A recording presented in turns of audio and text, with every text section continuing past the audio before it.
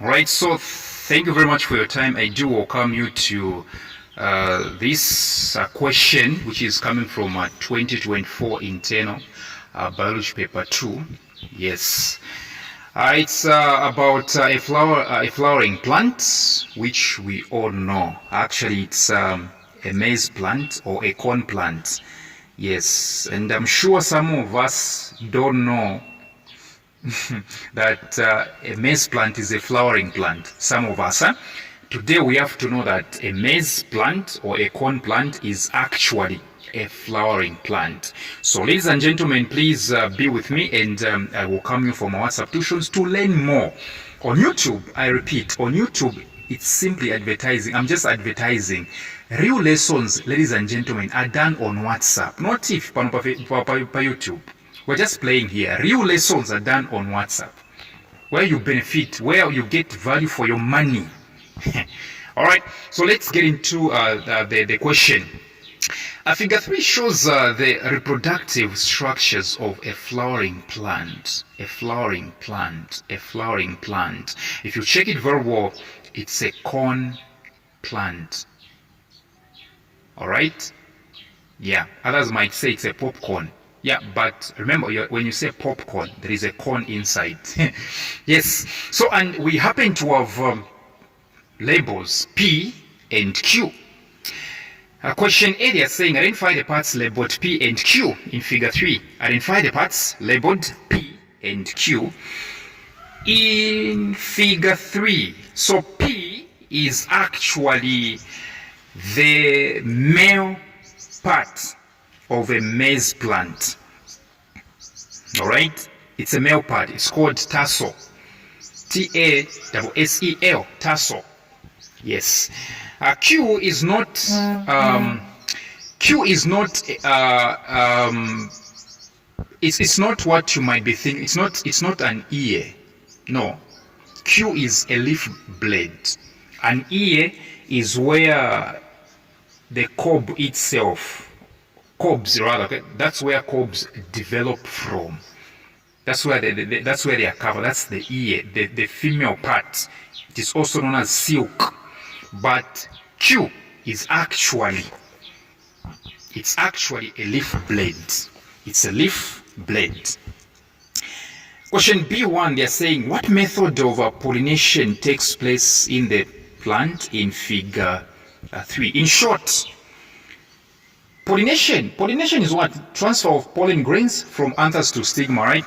But the question is, when it comes to maize plants, they do also pollinate. But what type of pollination takes place in maize? All right? You see, it's called wind. Right? It's called what? Wind pollination. All right? It's called wind pollination. Yes. Question B2, give 2 reasons based on the structure of the plant in figure 3 for the method of pollination identified in B1. Let me paraphrase the question. They are saying, since you've said wind pollination is the type of pollination that takes place in maize, give us 2 reasons. Now, these 2 reasons that you're going to give us, they have to be based on the structure of the plant. Give us the reasons, but bearing in your mind that we are looking at the structure. Well, so the answers are number 1. This plant has got light and dry pollen grains, which are easily carried by wind. Light and dry pollen grains, which are easily carried by wind. So that's one structure. So I'm giving them reasons, but bearing in mind that we are focusing on what? On the structure. So number 1 structure, with reasoning, I'll say light and dry pollen grains, which are easily carried by wind. Number 2 reasoning with, number 2 structure with reasoning, I would say it has got long feathery stigmas to catch the pollen. Long feathery stigma stigmas to catch the pollen. Long, feathery stigmas to catch the pollen. Yes. Question B3, they're saying, explain how such a plant can prevent pollinating itself. Explain how such a plant can prevent pollinating itself. In short, how can a maize plant prevent itself from pollinating? Explain how a maize plant can prevent itself from pollinating. Explain. It's very simple.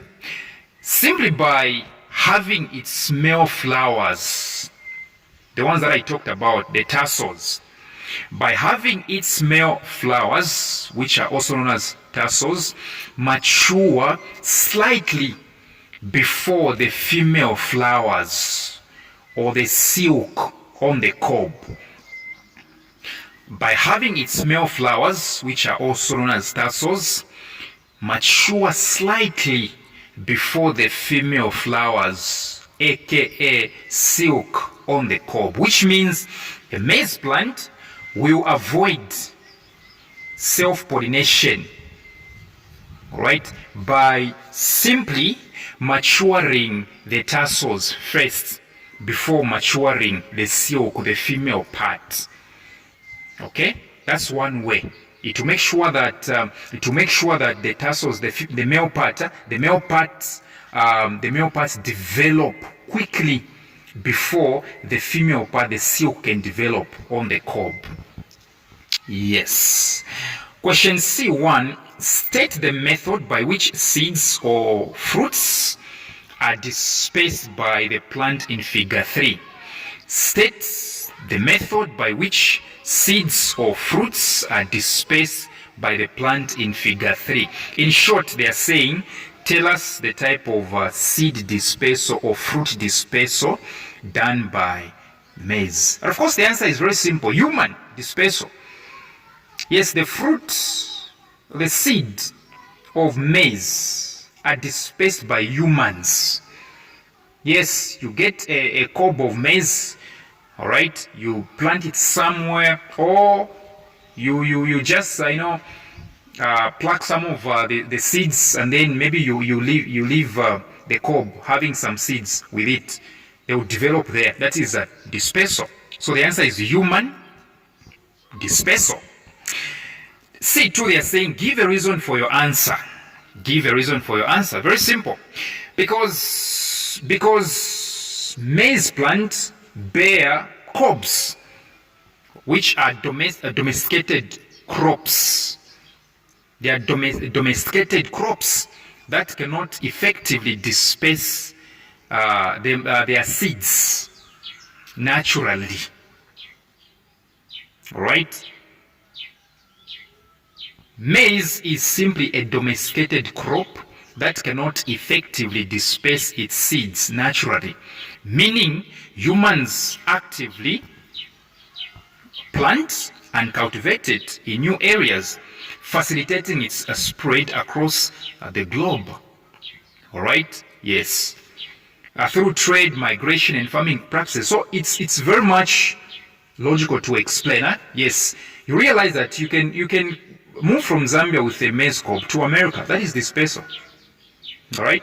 Dispersal. So thank you very much for your time.